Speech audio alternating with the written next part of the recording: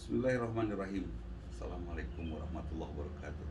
Sahabat, telah berpulang kehadirat Robbul Izzati Syekh Ali Jabir, guru kita. Mudah-mudahan beliau ditempatkan di barzahnya dengan tentram untuk istirahat sampai hari kebangkitan nanti. Dan tentunya kita pun ingin pulang dalam keadaan syahid seperti beliau.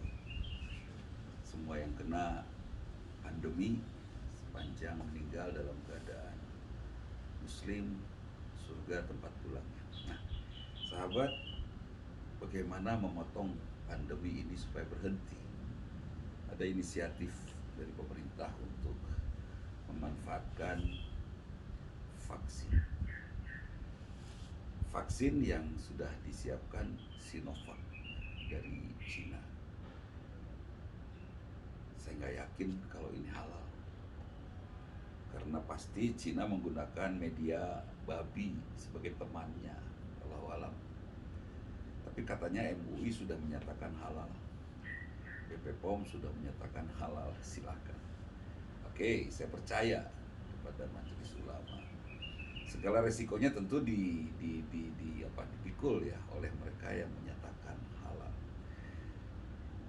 Ada vaksin yang ada babinya atau obat yang ada babinya atau makanan yang ada babinya kemudian dinyatakan halal oleh MUI atau oleh petugasnya, saya makan.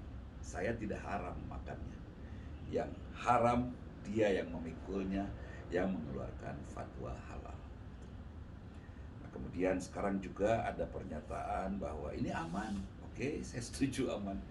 Sangat tergantung pernyataan para ahli farmasi di bidang virus, penanganan virus, ahli farmasi bidang vaksin, dan semua ahli yang terkait. Kalau ini mereka sudah menyatakan halal dan aman, insya Allah itu pun akan aman kami pakai.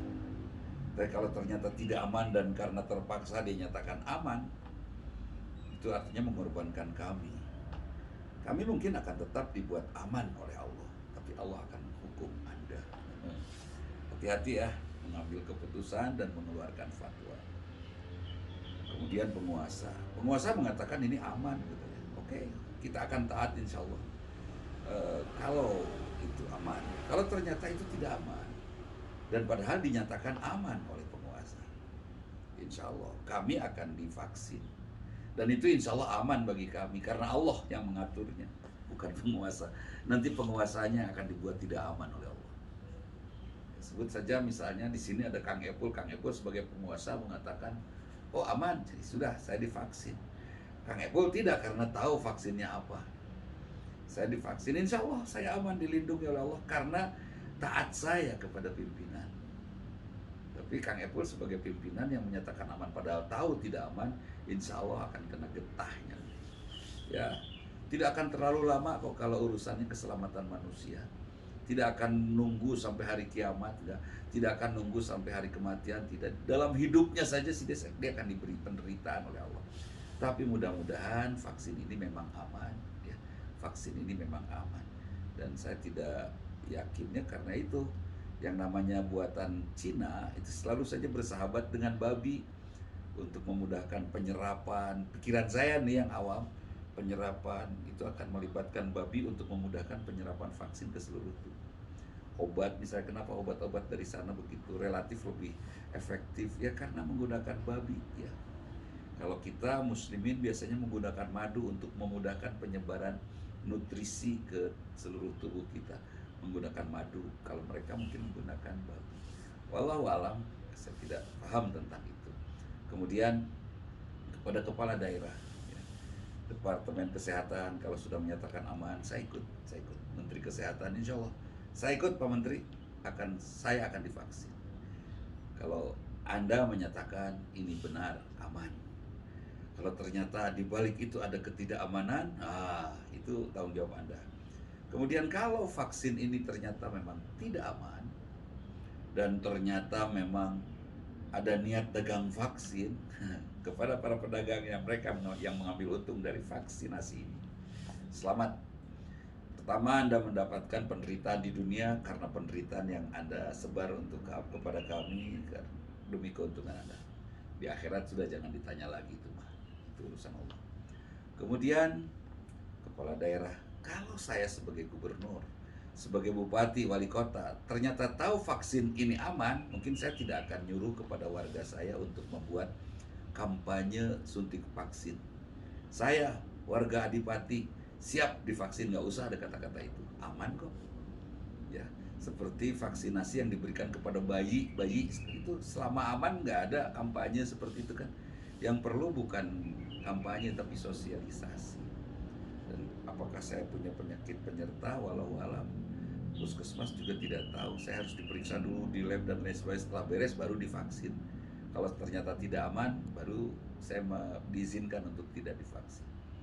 Hukumannya memang undang-undang menyatakan denda atau kurungan bagi orang yang di tengah pandemi tidak mau divaksin karena dia akan menjadi penyebab pandemi baru.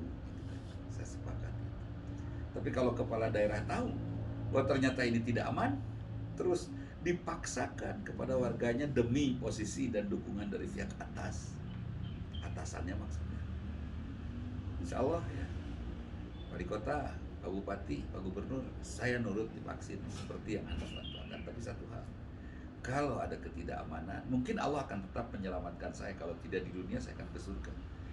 Misalnya mati gara-gara vaksin itu, saya ke surga karena saya mati dalam keadaan dizolimi. Ada ketidakamanan. Ketika ketidakamanan itu terjadi, saya mendapatkan ketidakamanannya, insya Allah kepala daerah yang akan mendapatkan hukumannya. Wilujeng lah ya, insya Allah. Mungkin akan mendapatkan syakaratul maut yang panjang ya kan. Ayo diganggayo atau apa saja. Tapi pasti hukuman untuk kebohongan tidak pernah ditunda terlalu lama. Ya, tidak pernah ditunda sampai nunggu kematian atau ditunda sampai di akhirat.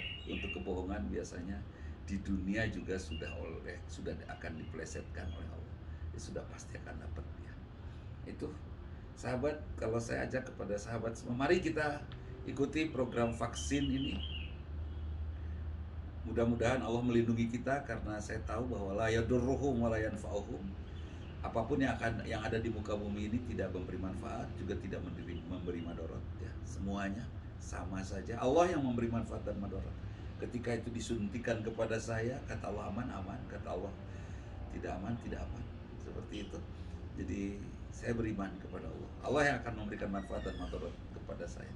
Suatu saat saya mendapatkan vaksin, biar saya berserah kepada Allah saya. Ya Allah, seandainya ini aman, berikan pahala kepada pimpinan negeri ini, pimpinan kota ini, pimpinan provinsi ini, dan para dokter serta para ahli di bidang vaksin.